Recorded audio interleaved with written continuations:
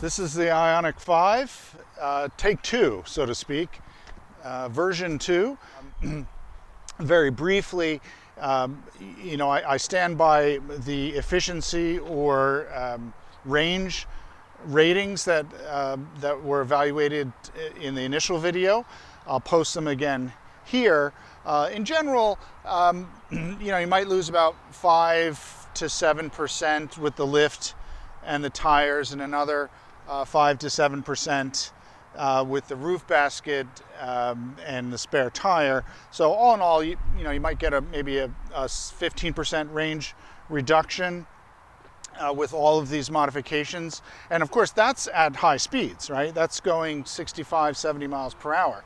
When you're cruising around town, 40 miles an hour, 30 miles an hour, the difference in range is negligible because there's not as much wind resistance. So first things first, I want to address the lift.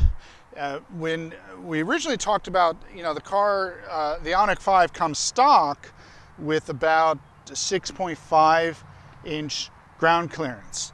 And that's, that's not acceptable, barely qualifies as an SUV, quite frankly. And, you're going to run into issues, even, potholes in the city and curbs and that sort of thing. So we wanted to give it, a little bit more, at least 1.5 to 2 inches minimum. And that's really helped. And that brought the car up to about 8 or 8.5 inch ground clearance. So wanted to sort of push things and see how far we could go. We went with a 3.1 inch lift overall, approximately. That translates to about a 3.1 inch lift spacer in the front and a little bit less than that in the rear to give you the same lift height. Again, we'll talk more about that in a separate video. We'll go into more detail, but essentially that plus a little bit larger tires, and we're probably up to about 10 and a half inches of ground clearance, which is nice. That certainly brings us into the more respectable realm and gives us lots of options. This will never be, sort of rock crawler. We're not going to be tackling the deep valleys of Moab. We're not going to be running up against, lifted Jeeps and that sort of thing. That's not this kind of vehicle. This is more of an overlander, in line with some of the Subaru Crosstreks and those sorts of things. So the folks over at Wits End, particularly the owner Kenny, has been really fantastic fabricating the lift kit, both the front and the rear. And again, we're gonna interview Kenny, and we're going to talk about Wits End and offer these to the general public. But really a phenomenal solution. There was a knocking noise in the back with the original lift kit. It was very minor, but it was annoying. Kenny and the team at Wits End solved that. Of course, they added 2 extra bolts, which really helped secure the lift, particularly in the rear, which had that little knock. So rock solid job. I think it's going to be a great addition. If you compare this to, let's say, a Tesla or another IONIQ 5, you can see that this is significant increase from those stock configurations. I think this is on par with the Subarus. As you can see, the Subarus are coming in at 8 to 9.5 inch ground clearance, and so that's a sort of minimum what you want for off-road and sort of overlanding. You start to approach sort of stock configurations for Jeeps as well, at least some Jeeps. This is not, a highly lifted Jeep Wrangler or Rubicon, for example. You're talking 12, 14, 18 inches or more. We're not in that discussion, and so I don't want to offend any of my Jeep enthusiasts to suggest that this is a realistic competitor to a rock crawler, but really nice happy medium, I think, with the lift. You kind of get comfort and practicality. Let's talk about the tires a little bit. I wanted to push things even further for this version 2, and I think this is about as far as you want to go before you start really having to make some changes. These are 265/60 R18s. These I think work very nicely with the 3.1-inch lift. In fact, if you turn the wheel to the extreme, you can even hear just a hint of rubbing. Well, I think I can get away with these. This is by far the absolute maximum tire size. This is a good inch and a half larger diameter than the stock, and you do start to notice some tightening of the clearance, and in fact just a hint of rubbing, as I mentioned. So I would say, you know, when we offer the 2.5-inch lift kit, I would probably go with no more than, let's say, a 255/60 R18. I think that'd be the perfect, about a 0.75 or so increase in total diameter, give you a little bit more lift, widen the stance just a little bit, and of course the 2.5-inch lift on both sides will bring the car up. So I think that's sort of the perfect spot, I think. Of course, the other thing I want to mention about the tires is that, of course, this is the 265/60 R18, is that they are the Falken Wildpeak, not dissimilar to the original tire that I put on the car.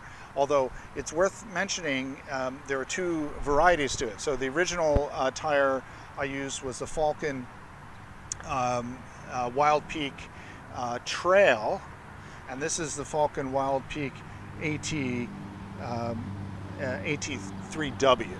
Okay, so there's a slight difference, a little bit beefier in the tread, and to be perfectly honest, I don't really notice the difference in road noise. They're meant to be a little bit noisier, but my biggest enemy for road noise is the roof rack and the tire, which we spoke about in the other video. Really only comes into play when you're cruising over about 60-65 miles an hour. Then it can get quite windy, but I don't notice a difference. I suspect if we got rid of the roof rack and tire, I might notice a subtle difference, particularly at low speeds with the knobbier tires. But these are great. I would say if you like that aggressive look, you're not going to take a huge hit in noise to go with the Falken Wildpeak AT3Ws or the BF Goodrich KO2s, those sorts of things. I think you'll be in good hands. One other thing I wanted to address, of course, is the roof rack and tire. I can't imagine living in a world where we don't have a spare tire.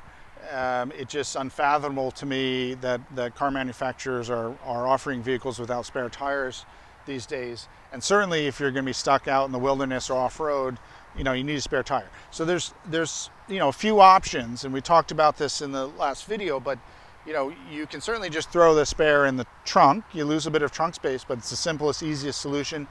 We thought about making a little bit of a bracket so it sits in there very nicely and we cover it.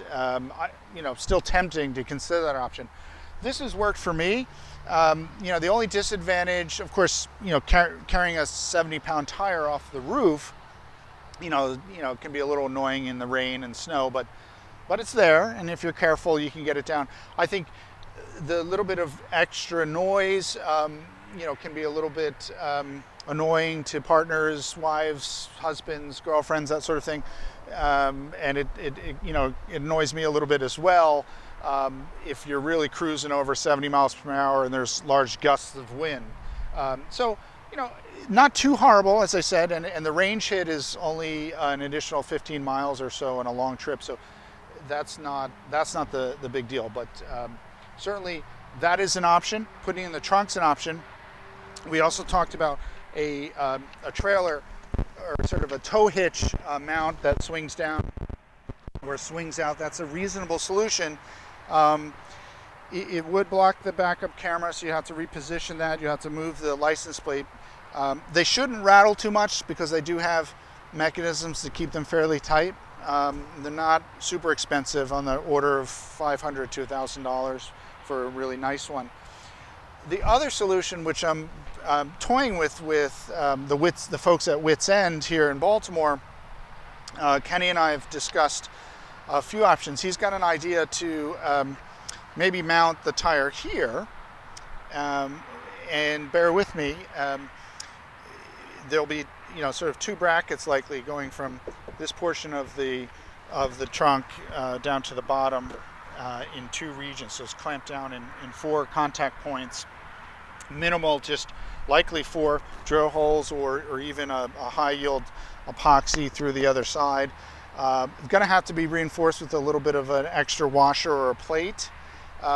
That's a really attractive option which we're thinking about. We'll do another video about that, but I just wanted to give you a heads up. Disadvantages of that option, of course, it's a little more involved. It's going to require some sort of bracing to the lift gate itself. It will block the rear view mirror, most of the view actually. I've tested it, and so if that's, you know, a non-starter for you, you really love that rear view mirror, you either have to buy a digital rear view mirror or choose another option.